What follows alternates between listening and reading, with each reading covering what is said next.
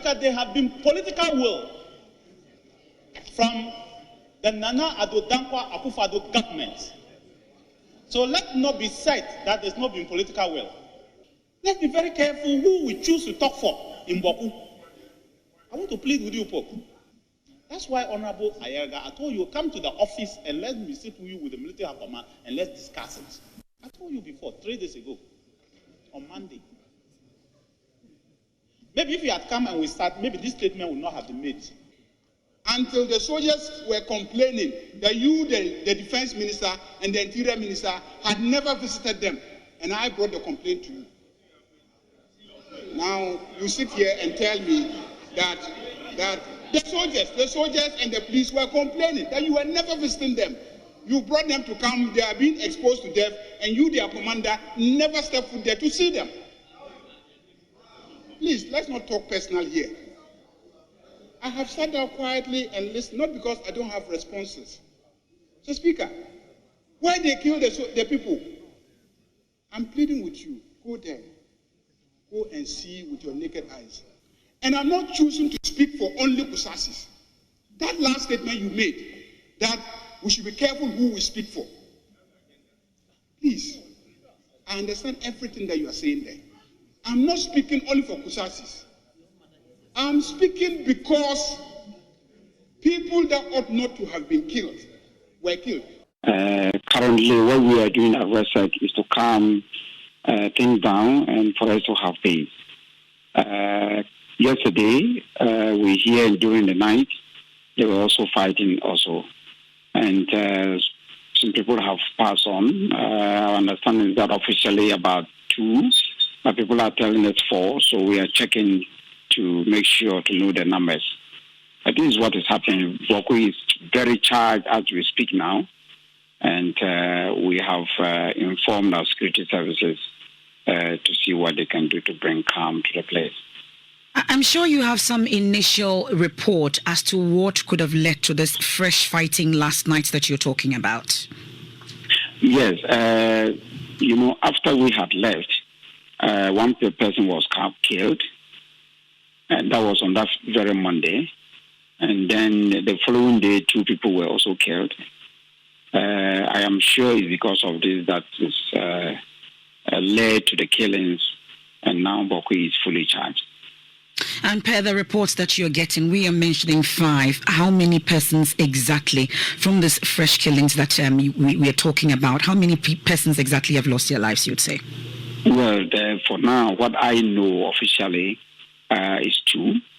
But as I said, I am hearing 4. But officially, we deal with the official numbers. If I say official numbers, what the police know, these are the information that I'm giving you. Right, so as you may be aware, Bawku once again is in the center of the news, and for all the wrong reasons. Last week we chronicled and went through the 10 people who have been killed, and the contrary story from the MP for the area, Mahama Ayerga, who has filed a petition before Shraj asking for investigations and for compensation for the families of the 10. You heard earlier the Ghana Armed Forces position that these were criminal activities that were going on, and they had to take position, go in there and do what they call neutralize these individuals, some of whom they said, provoked or attempted to, as it were, fight them. So how do we end the bloodbath? And if you speak to some people there, they'll tell you that it is only that this has gotten this attention, but the matter of people being killed has become almost a normal situation that people wake up to. People are being killed almost all the time. That must end. So, joining us to help us in this discussion, Colonel Festus Abuaje, retired. He's author, conflict and security analyst, UNDP consultant on disarmament, South Sudan, adjunct member center on Democratic Transitions Ghana and former member Save the Children International Military Advisory Group. Also joining us is Dr. Victor Doke, is that correct? Forgive me if I don't pronounce your last name correctly. He's lecturer, Kofi Annan International Peacekeeping Training Center. Gentlemen, thank you very much for making time to join us. Thank you too, sir. Great. Good morning to you. Thank you very much. I've got in the studio Joseph Dimdiok Penka, who is lawyer, former Attorney General and Minister, former Deputy Attorney General and Minister of Justice, and former MP for Timpani. MPs for those areas normally are very hesitant to comment on the matters there. You too? Okay. I've been reading quite a lot of history, dating back to many years and even before 57, from Abu Ghraib's ascension that began the problems between Abu Ghraib and Yeremiah and all of them. Anyway, also here in the studio is Sammy Jemfi. He is lawyer and National Communications Officer, the National Democratic Congress. Long time. Very long time. Right. Yeah, he's been having a very long time. Long over? Long. Oh, it shouldn't. It continues. All right. I haven't seen you since. Good to see you. Good to see you too. Right. And joining us via Zoom is Clara Berry Kasati. She is lawyer, vice chairperson, CDD Ghana, board and law lecturer, University of Ghana School of Law. Senyo Hosi is convener, Individual Bondholders Forum. Thank you all very much. So let's begin with the peace building people on how we can, what we can do to get peace in Bawku, and I mean permanent peace. That's what we are seeking. The Catholic Bishops' Conference, you know, they are always issuing these statements. They go to the ground, see what is happening, and when very pertinent issues are happening in the country, they make a point. So they issued a statement, and they said that the Ghana Catholic Bishops' Conference appeals to government and the people of Bawku to help bring the protracted conflict in Bawku to an end and give peace a chance. I read just two paragraphs of what they had to. They said, they, the members of the Catholic Bishops' Conference, are saddened by recent development in Bawku, leading to the death of 15 people and other people sustaining varied degrees of injuries. They say, we are deeply concerned about the deteriorating security situation in the area. They have been keenly following it keenly. In 2022, they issued a statement on it, and they were concerned. And they said, quote, it appears the conflict and insecurity in Bawku are gradually getting off the radar of government. The town has become a pale shadow of itself as education, health, and social services delivery is adversely affected by the exodus of teachers, nurses, and business people from the town. Government needs to pay attention to the plight of the remnant residents of the town by ensuring that lasting solution is found to the conflict in the area, and should act swiftly to prevent Bawku and its environs from becoming a possible launching pad for terrorist groups operating in neighboring countries. Well, as you know, some people have taken refuge in that area. So let me begin with Dr. Victor. Doc, thank you very much. I've followed in the course of the week how you are helping in the discussion to, you know, sort of help bring peace to the area. The Catholic Bishops' Conference say, while they are commending the security personnel on the ground for working towards security and peace in Bawku, please, this is where I'm bringing my question to you. We call on them to be more professional and circumspect in the discharge of their duties and be measured in the use of their firearms so as not to kill innocent people.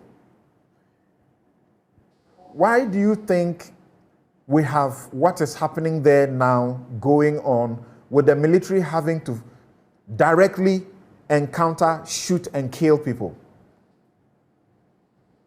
Good morning to Morning. you, Samson, and good morning to the other panelists and to your listeners. Thank you for having me on your show. Going straight to your question, with what the Catholic bishops have stated, well, obviously they are also for peace.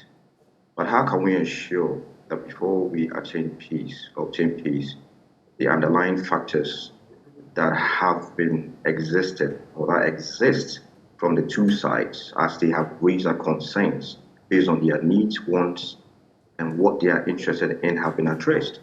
These issues have not been addressed. So there's already a lingering tension, and any proximate factor or any trigger based on ethnic lines, it could be an argument between two groups, would just generate into ethnic factions, and then that would lead to armed clashes. Now, how do we ensure professionalism and be circumspect going forward with regards to our military? You say lingering factors regarding the chieftaincy, decades-long chieftaincy situation. The defense minister says what is going on is pure crime. Let's not mix it with chieftaincy. Well, Samson, from my study conducted and the information that I have with regards to data from the two parties, they have raised issues. For example, let's take the opposed ceremony that has to be performed, and then the chief would declare the conflict over. This has not been performed. One party, that's the Mankusi, stated it's not their tradition. They don't see it as part of their tradition. They connote it to infidelity. So why then should they celebrate that particular right? So how can we come up with an option viable to them to engage the process and then agree, finalize the process, and declare the conflict over? Now, we cannot shy away that the root cause of this conflict is chieftaincy. Now, the discussion has been bordering around the proximate causes of armed conflict. Well, we know that the chieftaincy itself is not a subject for discussion because one party has stated that it is already agreed, the court has settled, so there's no discussion. If you have any grievances concerning that, then you have to start litigation. Fair enough. So going forward, how do we ensure that those issues that I've talked about, i.e. the opposite ceremony, and then others such as festival celebrations, where one party feels they are going through a lot of processes to obtain clearance to celebrate their festivals. And by that, they see it as sort of like kowtowing to the authority, which they don't want to. And during the festivals, how do we ensure that the youth from one side do not start provocative gestures? Going forward, how do we ensure that the weapons, communal weapons of the system, the individual weapons, are obtained from these youths? These are factors that we need to look at. The embargo on the farming activities, with regards to the Mankusis being farmers, how do we ensure that they come back and obtain their livelihood? These factors are already linked. Until we deal with it, we have to be careful not to look at things from the top-bottom approach, but bottom-up, otherwise we'll miss the mark. And to be circumspect with regards to the military, well, I'll propose a solution. Let's look at how our military, if in the event of encountering these young armed groups, how can they get these armed guys, obtain intelligence from them? Because when you're talking about intelligence, it's not just one side based on military. You can use these guys, obtain intelligence. Who are they? Let's find out. Where are they from? Are they in the community? Did they come out? What is their intention? What do they hope to achieve? These are solutions that I'll propose going forward. Okay. The unfortunate has already happened. Right. And, kind of Festus Abuaji, this problem, reminiscent of the Dagbon situation, you've had judicial interventions that failed. You've had legislative interventions. You've had administrative from the government trying to impose certain things by decrees that have failed. This military option that appears to be the focus of the minister now, because he says that he's sending 500 more military personnel next week. We understand that, they had 50 and the soldiers was moved to 400, and says now he's sending another 500 task force to Bawku next week. Is this helpful?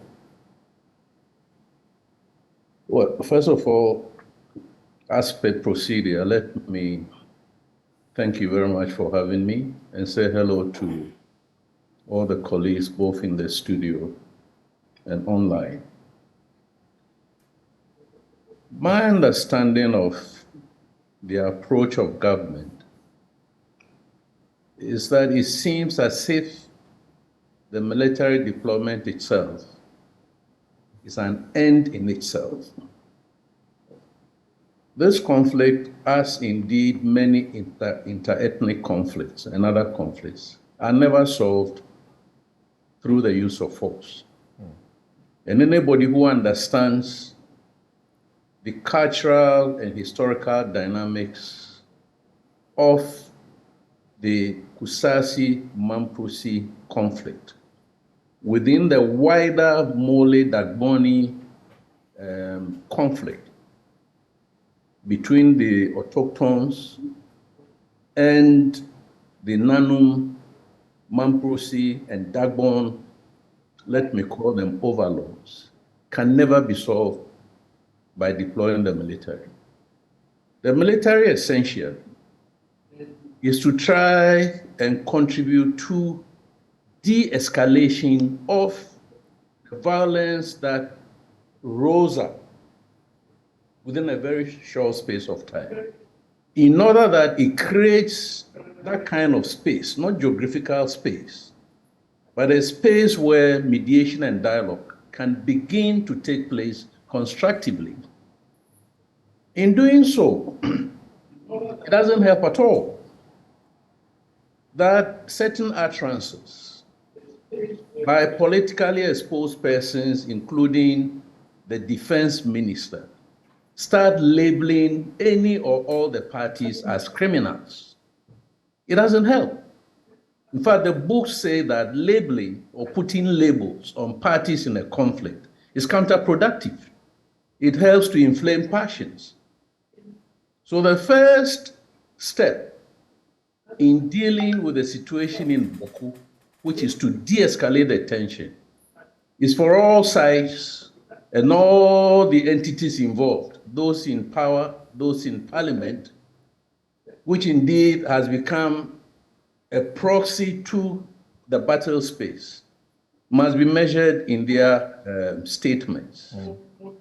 But I'm more interested in the deployment of the military, which I understand to be a conflict management mechanism, not a conflict resolution mechanism. We all understand that the government has been reactive, and probably there was a failure in intelligence, because if intelligence was working, the state should have known sometime late last year, from June, July, August, September, October, November, thereabout, that there were signs of conflict erupting in Bawku. We have been reactive, and therefore that intelligence aspect, which has been mentioned by my colleague, needs to be, deepened. The military just imposed a curfew, which is to restrict movements, including motorbikes, persons, and so on. And that has had socio-economic, consequences. In this economic climate, how do we expect the Kusasis and the Mamproses, the Bisas, the Moshis, the Mobes, and so on in that enclave, how do we expect them to survive? So There is need, as indeed the military has sought to do, to declare Bawku, the whole Bawku East-West, as a weapons-free zone. Now, how they go about it is where we have a challenge, or I have a challenge with. First of all, what are the political goals for the deployment of the military? As far as I'm concerned, I don't know what the political objectives are for deploying the military.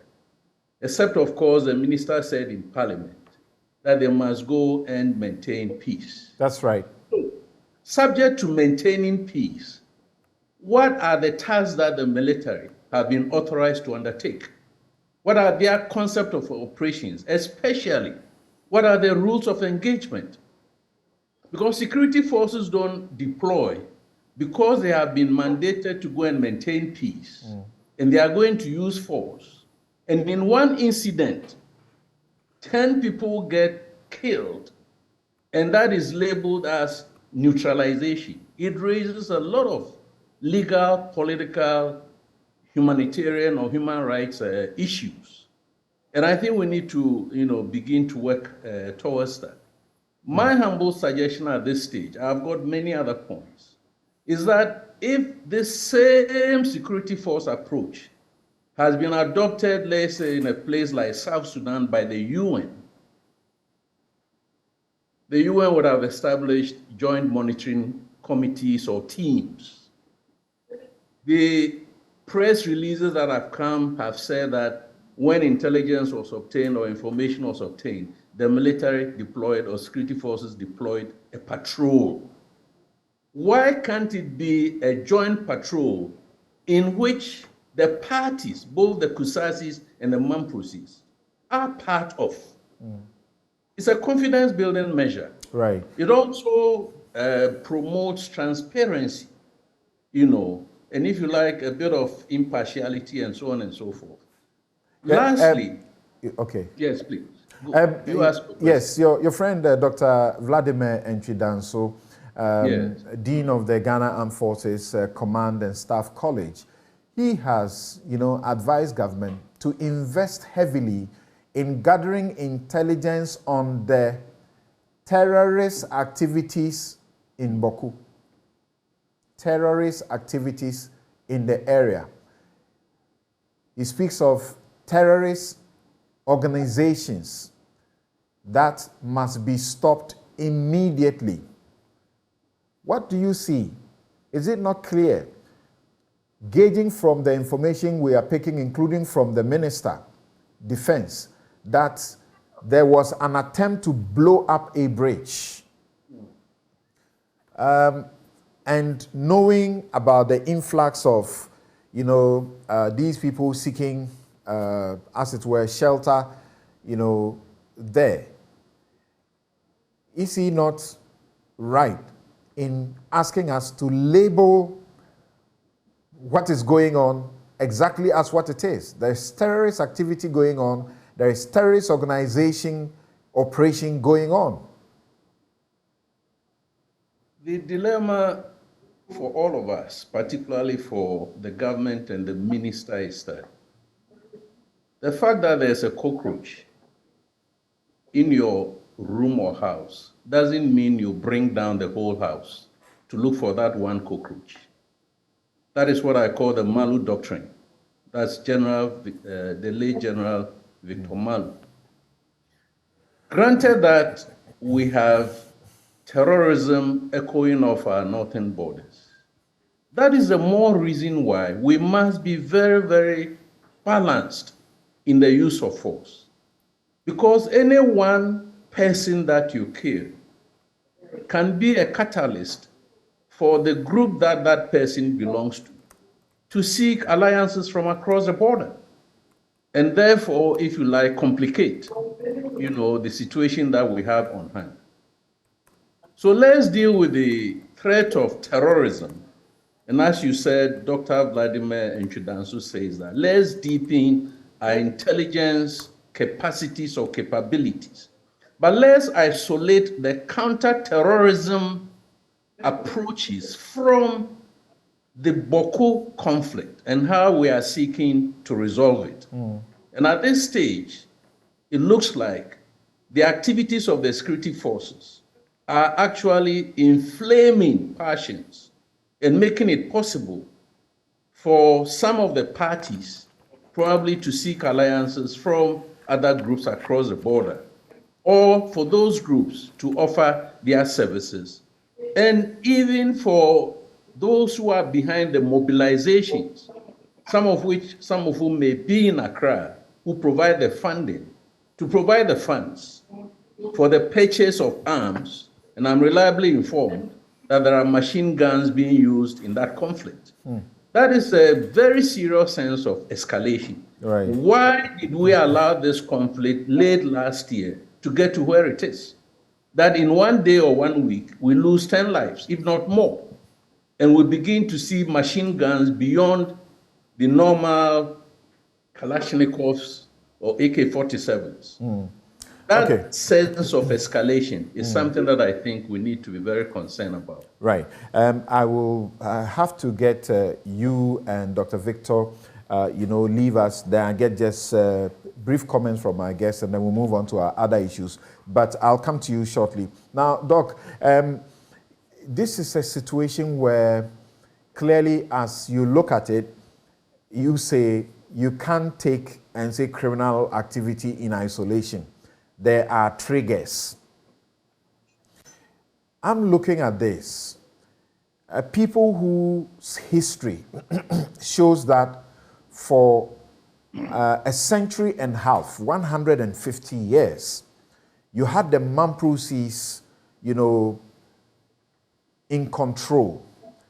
And then from that point on, where there is a little break, is it Na Ali, someone who was the chief then, now dies, and then there's a problem, 1957.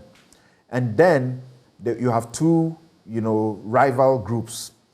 And here we're being told that the most populated, tribe in the place is the Kusasi. If you put all the other tribes together, don't come up to their population. And I'm talking about if you put both the Mamprusi, Moshi, Busanga, they say Frafra, and a few houses who live there permanently. It's said that if you put all those tribes together, they don't come anywhere near the Kusasi figure. And the Kusasi insists that we are here, we own land, we must rule. And the Mamprusi also insists that, well, some of the Genesis you speak to, we don't know you to have been people who own land and must also, rule, and the rest of them. How do you resolve that issue, which is the real issue? Well, Samson, thank you very much. That was very insightful from you, the historical antecedents. Now, let's not forget, now, when in your narration, the important aspect, which later on we know about, is the settlement by the appeals court in 1960s or so, which then ruled in favor of the Kusasis. Now, my study revealed that the Mamprusis discontinued the challenge. If we are to say we want to move forward concerning this historical background, then, well, litigation is a way forward. But then, does it still stand as of now? Let's not forget, now the Kusasis are in charge now with regards to the Bawku scheme. How would they also react? Why don't we look at the issue of resolving the underlying factors and then go forward and settle the issue? If we want to go back to that historical antecedent, then something we are triggering more issues we cannot handle. Interesting. Thank you, Doc. And Colonel Professor Sabuaji, so as we understand, the government approach by way of the military response Some may say you are militarizing the situation, but they are looking at, law and order in a situation where there is some chaos. Is it your suggestion that the state must tone down on that? Because you need to keep law and order before you can pursue peace.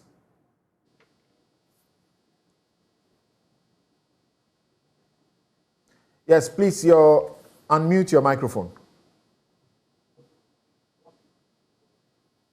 Sorry, please. To the contrary, I think my understanding is that it is the government that is seeming or appearing to, focus too much on the approach of security forces. And I've tried to argue that security forces are not going to be able to solve the root causes. Maybe they can put a damper on the triggers, as my colleague has suggested. And we cannot also permanently resolve the issues if we don't address the root causes. So we're in a very dicey situation. What we need at this moment is that we need a climate where all the parties can begin to talk. And my understanding will be that we should not impose any solutions on the people.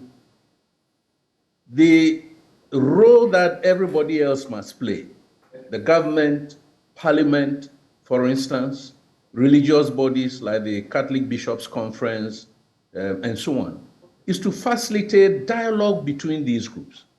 And so far, as we speak, because you mentioned the Catholic Bishop Conference and other religious bodies, as we speak, the religious organizations have had occasion to contemplate even removing their personnel who are in charge of hospital, health facility that is, very useful to the people. Even religious organization is thinking about removing, the hospital, or, well, if you remove the personnel, there's no hospital. That's right. There are banks and other installations that have moved to Bolga. I have many friends from Bawku from our days in, Navasco, who would prefer to be in Bolga than be in Bawku. That's right.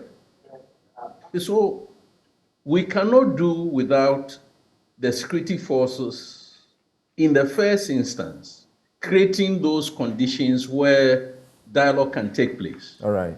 That is a necessity.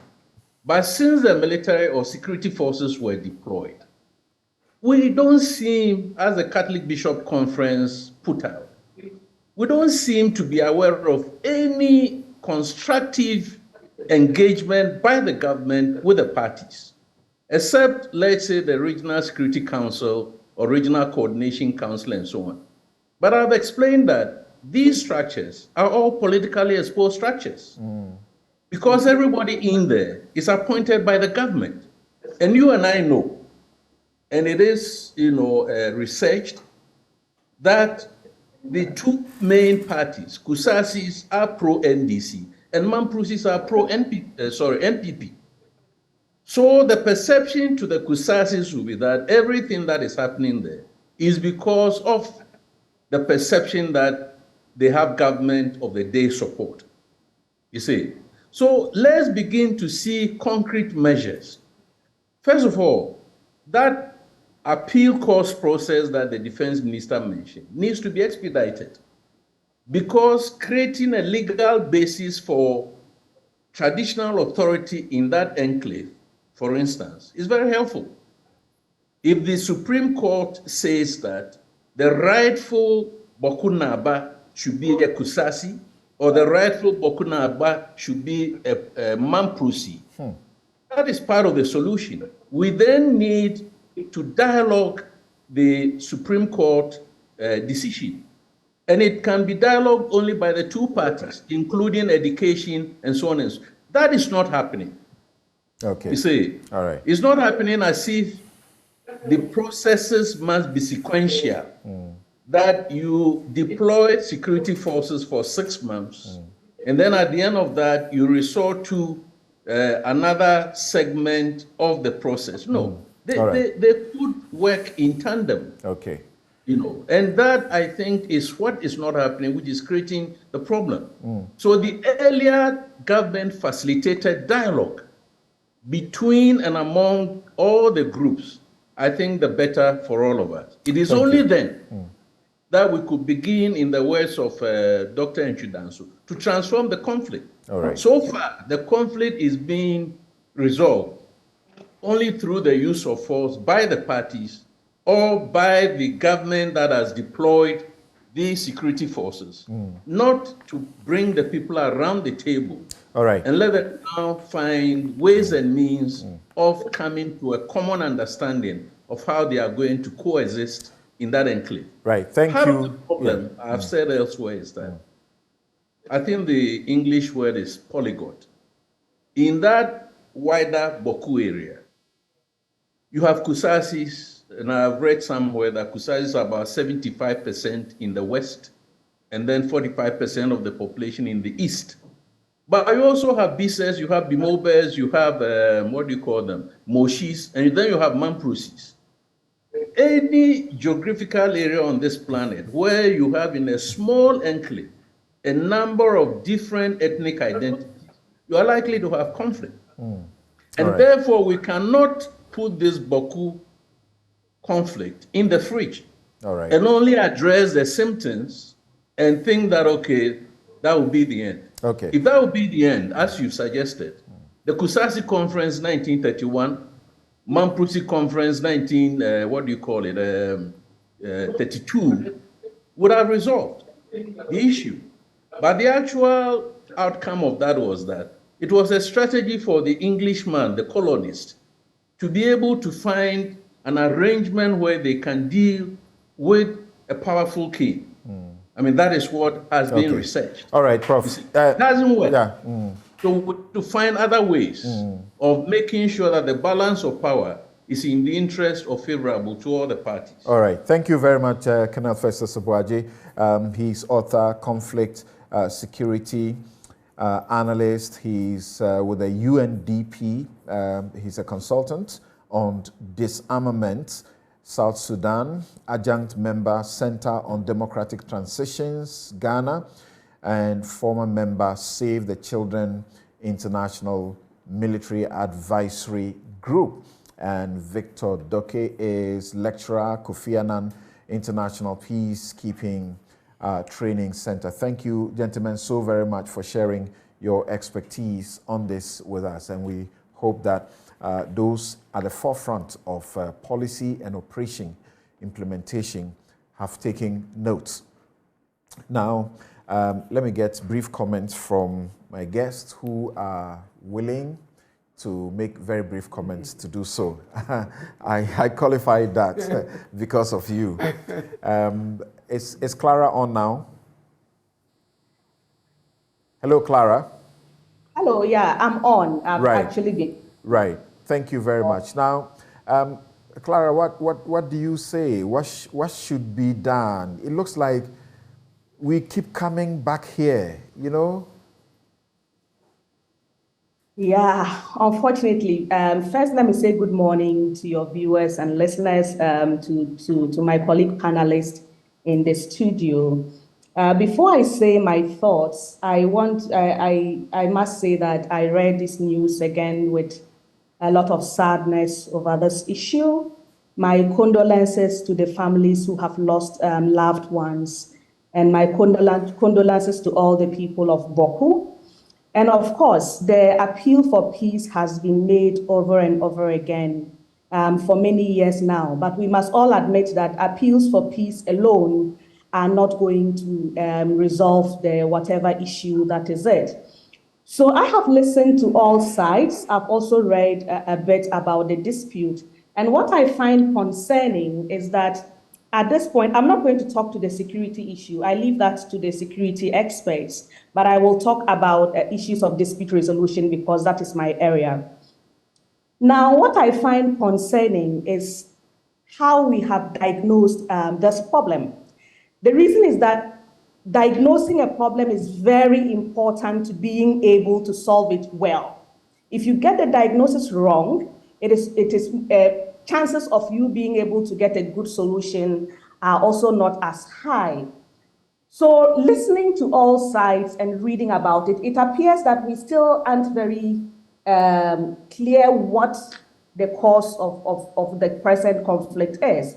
Whilst some relate it to a conflict, an unresolved conflict, others say that when it comes to the dispute has been resolved, but that this is the work of jihadists or terrorists. Now the question is, so what is it? I think we have to be very honest with ourselves in determining what exactly this is. We've known that there have been unresolved disputes for quite a while. It will be very refreshing if the dispute has been resolved. But I think we need to be very careful and find out whether, in fact, the dispute has been resolved. Now, let me situate our current dispute resolution processes in context. The reason is because if you reflect back to the history, it helps in how we are able to effectively resolve disputes. That my co-two panelists, Colonel Festus Abuaji and Mr. Victor, have already said a lot about it. I'll just summarize it in respect of the legal system. Now, of course, we all know the colonial situation, and when the colonialists came, of course, that they also ran a parallel system in the sense that they had the colonial administration with the colonial courts for dispute resolution, and then we had the traditional authorities through chieftaincy with also their systems. So there was a kind of parallel system. Now, when it came to effective dispute resolution, the colonial administration was only interested in the bit that they could use for the indirect rule. So they got involved to the extent that it was affecting their business, but they didn't seem to care that much if it wasn't affecting their business. So it was not necessarily working in the interest of the people, but they would come in to use force and to use at least determine which chieftaincy rule they could use indirect rule to achieve their ends. And so that in a way affected the traditional system that we had that was more capable and of handling. And in this case, the accusation was that the Mamprusis were sort of the guys who were working for the white man, and the white man more preferred them and so on. Okay. So now we would have independence, and we kept the dual system in the sense that we still had the traditional structures and we have the state apparatus. It is our responsibility to now make sure that these systems interact in a way that benefits the people, and that results in effective dispute resolution. It is for that reason that I agree that we have to be more careful and more deliberate in the way we analyze the issue. We need all stakeholders in dispute resolution because we need to find out, one, is there a dispute or is there not a dispute? If there is a dispute, how do we resolve the dispute? We must, through government must also get involved in the sense that it has to be effectively resolved, so that we find a lasting resolution of that dispute and enforce that resolution. We have a number of dispute resolution mechanisms that we could deploy if we are willing to be painstaking and to really be deliberate and want to resolve this dispute. Yes, so Clara, yes. from where you sit as an expert in alternative dispute resolution, what should they be looking to, assuming they have not explored that already? Is it conciliation? Who can lead a process in this place? Now, first and foremost, it's actually determining what the dispute is and determining what is important to each side. So that I would be hesitant to recommend a particular mechanism at this stage. Mediation is usually the most popular, in the sense that it is able to get all sides on the table, and then it's more, it provides more room to explore different kinds of resolutions that satisfy everybody. So, of course, even generally you would say, let's go for mediation. But mediation also works depending on the nature of the dispute. So appropriately diagnosing the dispute is critical to being able to effectively choose a mechanism that would work for the effective resolution of the conflict, so that we can have peace for all of us. I don't think anybody wants to see loss of lives of any person in Bawku. Okay. So I would say, yes, it's unfortunate, but we must get back to the table and honestly decide what is the cause of what is going on now. All right, thank you. Anybody wants to say something in a minute or something, so we move on? Well, as I indicated to you, I am a product of the Kusak traditional area, so to speak, which encapsulates the 6 districts to the east of the Upper East region. I'm a very sad person, you know. You can't go to Timpani without going through Bawku. Timpani is my constituency. That's right. You can't go through, and remember that all of us are under Bawku Naba. That's right. With the overlord of the whole area. It's a very, very sad situation. I told you that I'm very hesitant in commenting on this issue because of the very endemic nature of the conflict. Even your classmate, who doesn't come from there, you see how cautious he's very cautious about it. It's a very, very dicey, very, very dicey situation. Something, when I saw the horrific pictures of the people who were killed, I really couldn't sleep. It was a very pathetic situation. So commiserations to the families of the deceased persons. I believe that we've reached a stage where, apart from human effort, we need divine intervention in Bawku. Yeah, apart from human effort, we need divine intervention in Bawku. So all the you mentioned specifically even about some of the faith-based organizations trying to pull out of Bawku and etc. My church is one, Presbyterian Church of Ghana, to which I am legal advisor. We manage the Bawku Hospital and all that. A very important installation. Yes, very, very important. As of now, it is operating at less than 10% capacity and all that. So it's a very sad situation. And probably, the things that we hear may be underreported.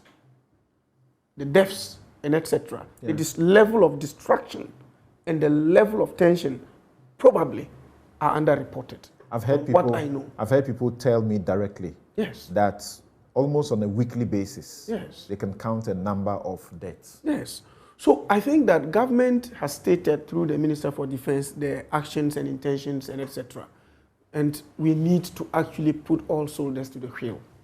And I am very excited that on this particular issue, there has not been political parties taking advantage and trying to play deep politics and etc. People are resolved and united to see that Bawku gets peace. In fact, it is one of the towns with the potential for economic growth in this country.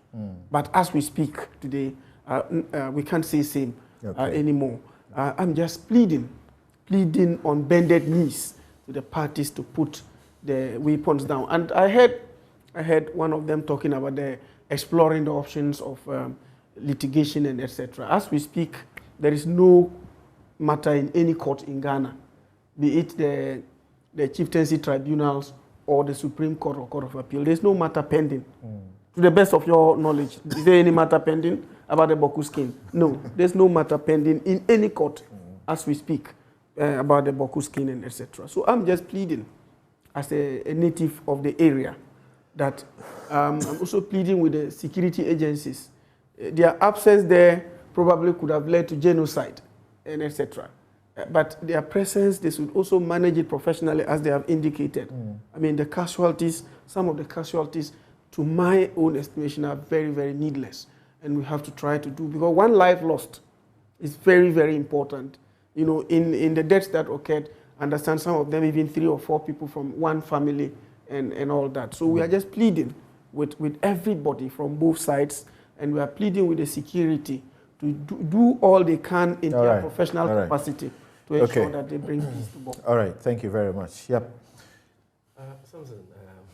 I'm equally devastated by the new twist to this decades-long Bawku crisis.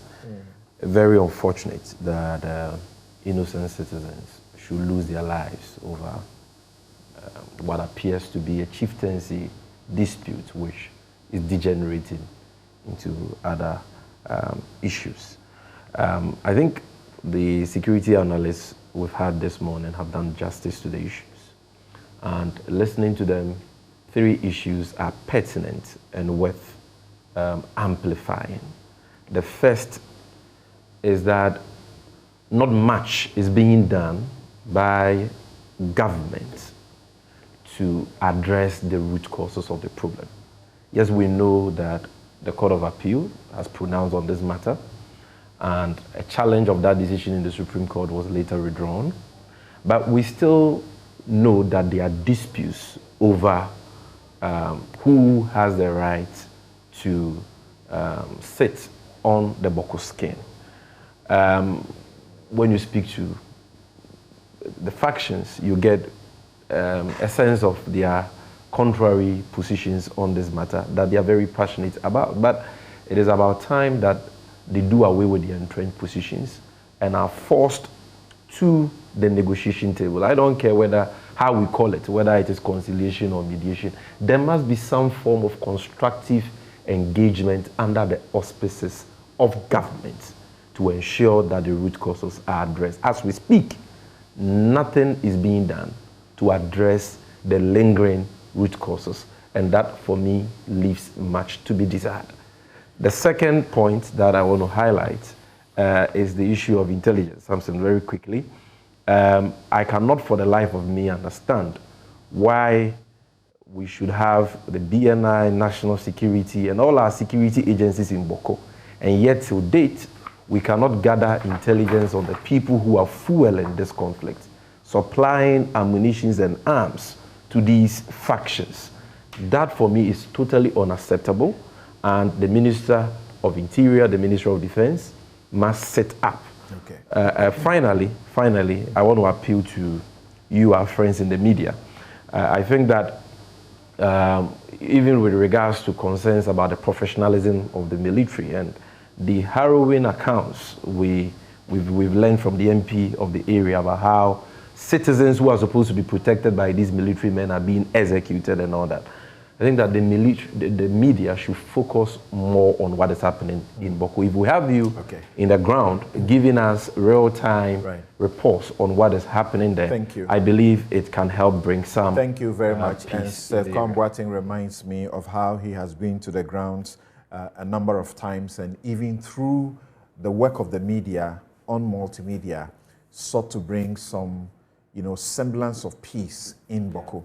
I believe that maybe, perhaps, we should have one whole show dedicated to the Bawku situation and bring those who matter to deal with them in a manner that will bring significant attention of the state to that area and the people themselves to resolving it. But as we speak, we are told that there's been an ending spate of violence, dozens of people have been killed, properties worth millions of cedis have been destroyed, and development has stalled.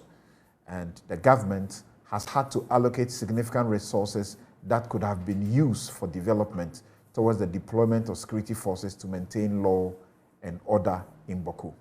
We'll take a break. When we return, individual bondholders are still, where are they? Where exactly are they? With the support of pensioners and Chief Justice supporting them, former Chief Justice supporting them in their protests at the Ministry of Finance.